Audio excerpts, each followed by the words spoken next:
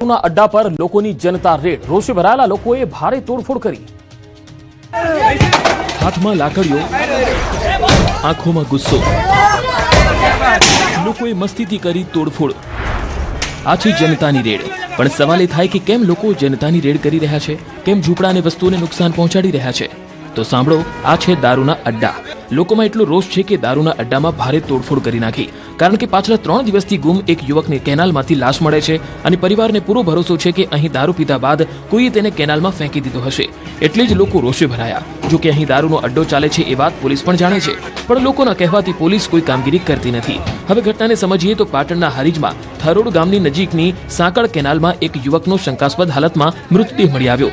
માહિતી મુજબ મૃતક ઠાકડી ગામનો હતો અને આ યુવક 3 દિવસથી ગુમ હતો। પરિવારના જણાવ્યા અનુસાર યુવક દેશી દારૂ પીવાની ટેવ ધરાવતો હતો અને થરોડ ગામે દારૂ પીવા માટે ગયો હતો। કોઈએ તેને કેનાલમાં ફેંકી દીધો હોવાનો આરોપ છે। થરોડમાં દેશી દારૂના અડ્ડાઓ ધમધમે છે। યુવકના મૃત્યુના સમાચાર સાંભળતા જ પરિવારજનો ઉશ્કેરાયા હતા। થરોડ ગામે લોકોએ જનતા રેડ કરી તોડફોડ કરી દારૂના પીપ સહિત દારૂના અડ્ડા પર તોડફોડ કરી દારૂના વોશનો નાશ કર્યો।